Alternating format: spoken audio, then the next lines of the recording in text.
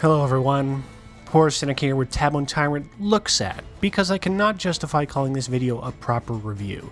The word review implies, at least to me, that the reviewer has either finished the work in question or completed enough of it to put his or her professional credentials on the line. I can't make that claim about Assassin's Creed Pirates by Ubisoft for reasons you will no doubt come to understand.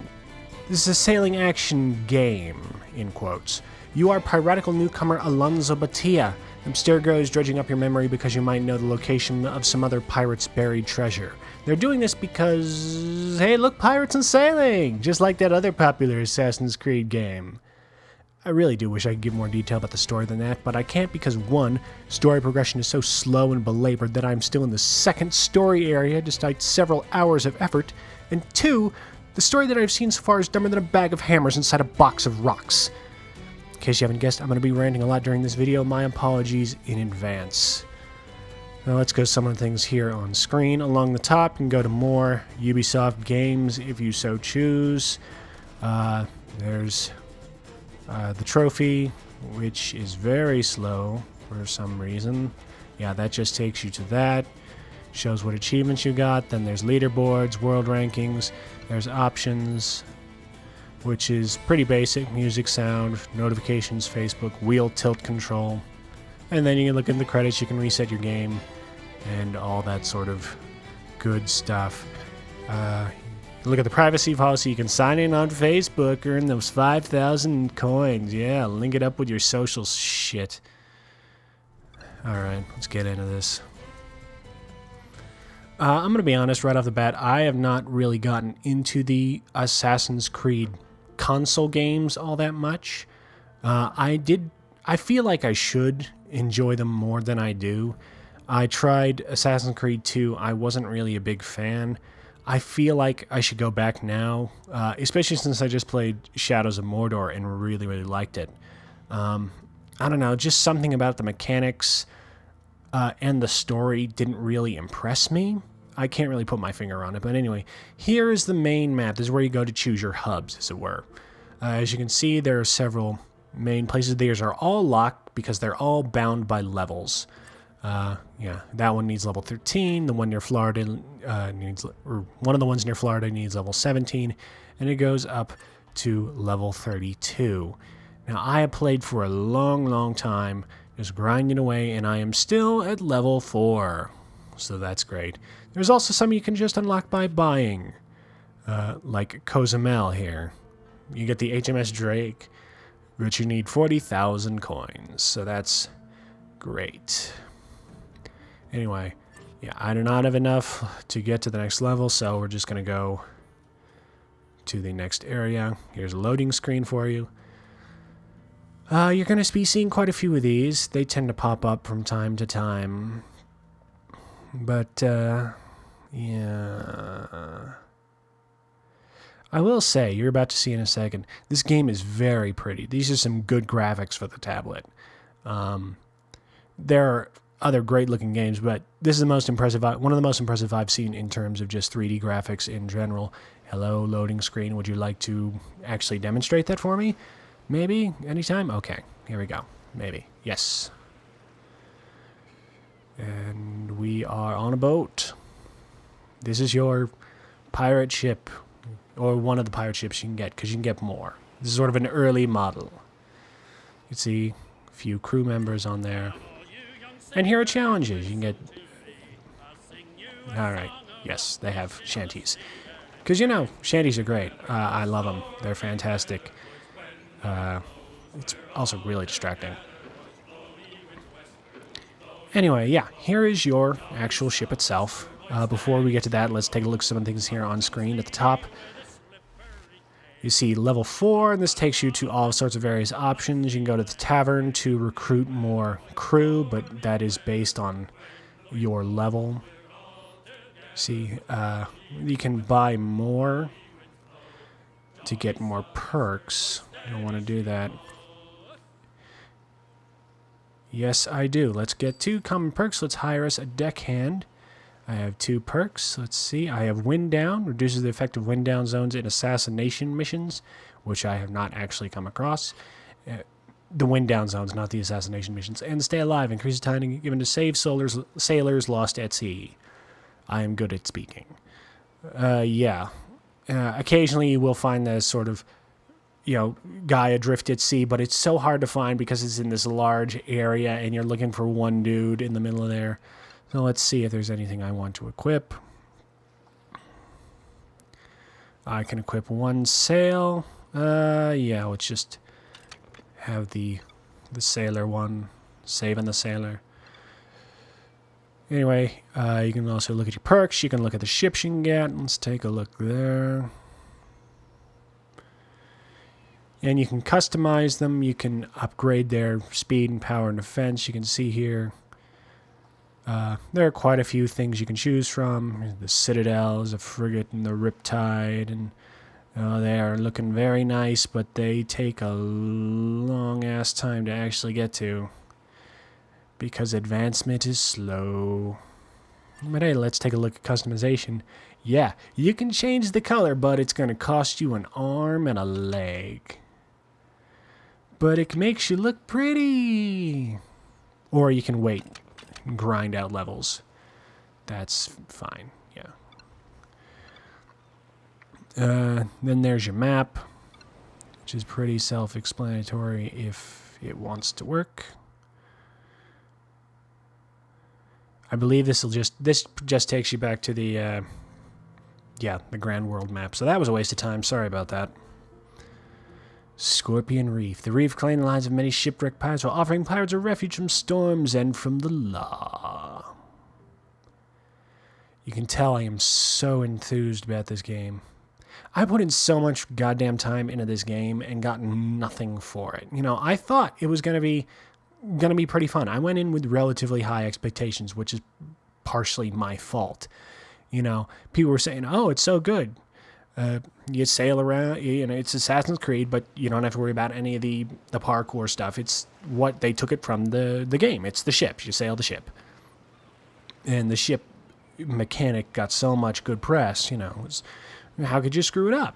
You can screw it up really well, as it turns out. Yeah, come on. Let me skip. Alright, then going over some of the things here. The envelope just shows you your challenges. The lock doesn't really do anything. You can you can change the direction of your ship by swiping on the wheel. You can see right there. And if you actually want to move your ship, you can tap the sail. And you can accelerate more. Full sail takes you to this view outside the ship, which is kind of annoying because it's always going to be at this angle. And that shanty is really frickin' distracting. I'm sorry.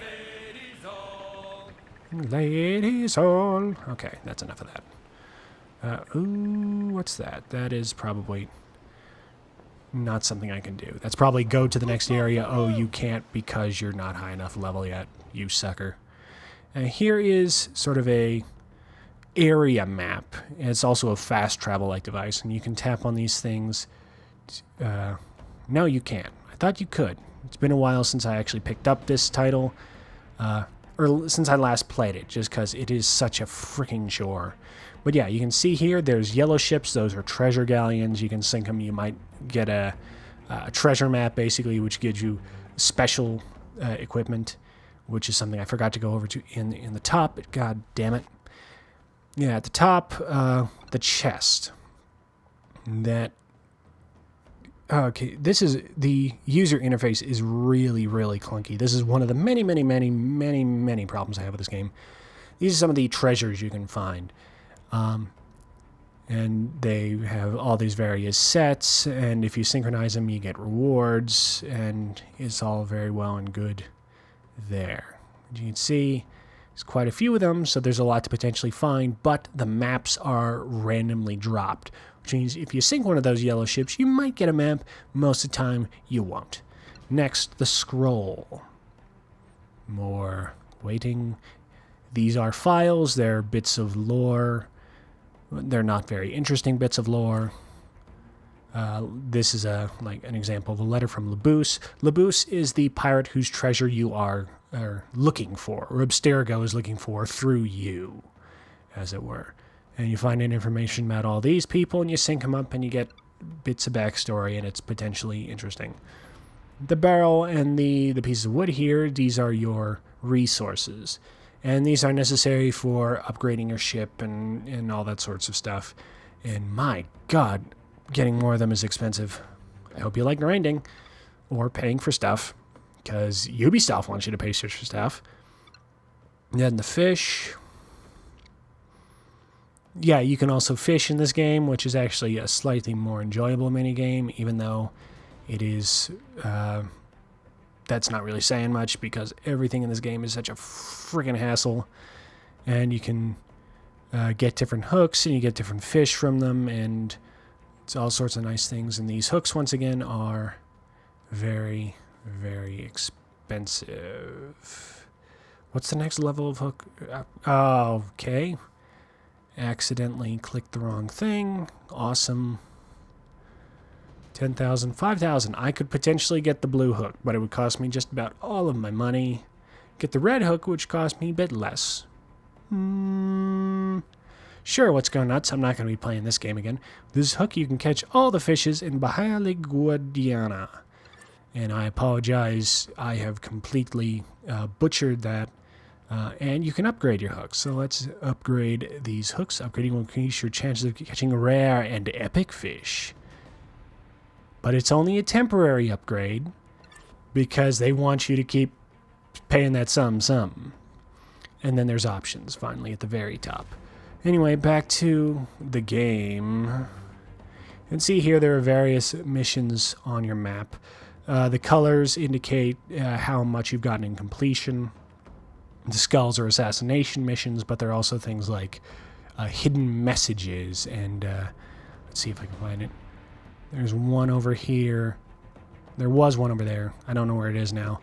That was all about surviving waves of ships. And there's races, which are absolutely terrible. There's one of the fishing areas I mentioned. And it's just, yeah, it's great.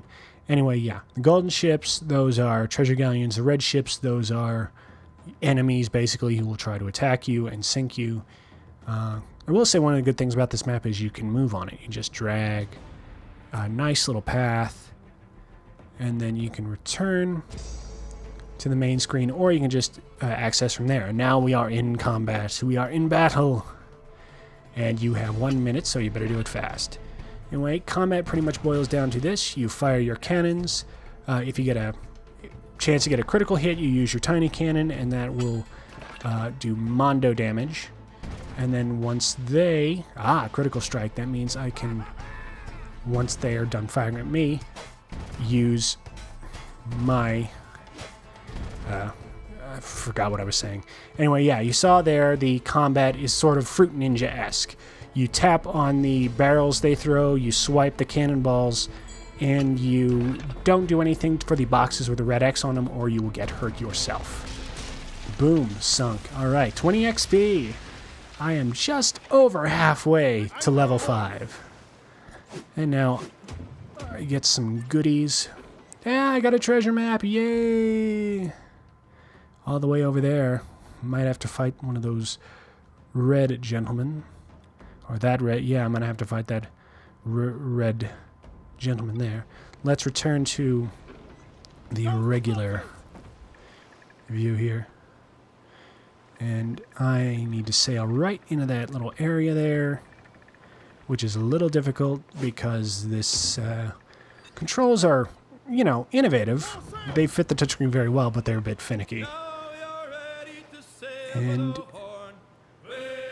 okay, Ted, just sing away. It's not like they can hear you or anything. Ignore me. You can't see me. Nope. Nope. Nope. Nope. Nope. Nope. Nope. Okay, they did. Shut up, you guys. We gotta fight. Fortunately, it's just a little fellow. And this is the other type of combat. You need to swipe to one side to avoid the shot. And if you do it just right, you get a dodge, and you get bonuses. And you saw there the little spider, the chain shot at the bottom. That allows you to basically skip one of those sections, as it were. Just automatic success. And if you could... we're going to do this again. All right. Whoosh. I have no idea how the ship is doing this. Apparently we got some sweet acceleration on this bad boy. Dodged 100 enemy attacks. Wow. And I did it again. I am so good. Boom. 29 damage. And they are burning, but they're going to get one last attempt at me. Spider shot 1. And we are probably just going to need to hit them one more time. Yes. And now we drink. All right, now back to where the hell am I? This is not where I was. Okay, I'm out here. So let's go through here, up, up, up. Couldn't, because I'm on a friggin' rock. Oh my god. Oh my god. I'm magic. Video game magic. I'm some kind of sorcerer. Alright, now I am in the treasure area, which means I take out the little spyglass here and I look for the treasure and I immediately find it. Tap on it and what am I going to get this time? Something special, I hope. Open her up. Let's see what we get. We get subtle loading screens. Oh. Lingote de Oro. Convenient way to carry stolen gold after the looting of Tenochtitlan. I am butchering these. I apologize. It's a bit early in the morning. And as I said, I hate this game. Alright, let's see here. Looks like everything is good here. Now let's get out of this tiny, tiny bay. What the hell? Am I in a mountain? I think I am in a mountain. Alright, yeah. Magic. I am clearly the most magical of pirates. Turn more, please. Okay. Hold up. You are enjoying the hell out of this, aren't you? There we go. Go. Alright. Cap this off. Grab that. What I'm going to do a mission. What sort of mission do I want to do? Assassinations are pretty easy. Races are terrible. It's pretty much you are in that first-person ship wheel view and you're racing another boat. Yeah, let's go try one of these assassinations. Is there one I have not gotten all gold here? Oh, right. I can't just tap on a location unless it's this fast travel location right there. And that should speed things up for me. And now I can go right there. La-di-da-da, la-di-da. Void enemy ships and sink your targets. Now, if you achieve all three of these, you get the full synchronization bonus, and it's all, you feel really good. Do not engage patrolling ships. That's the one on the eye. The one on the heart is do not take any damage. And the clock is finished in less than 1 minute and 30 seconds. See, I accomplished the first two, did not accomplish the last. Alright. Sneak to your target. I am over here. And see, they have a little patrolling pattern, and if you get caught, it's bad for you. But I should be able to go in through here, thread the needle, and get to this bad boy right here. Boom! No one can see my stealthy boat. Alright, and one final fight. Alright, we're going to do the dodge mechanic right away. That's great. That's awesome. Perfect dodge.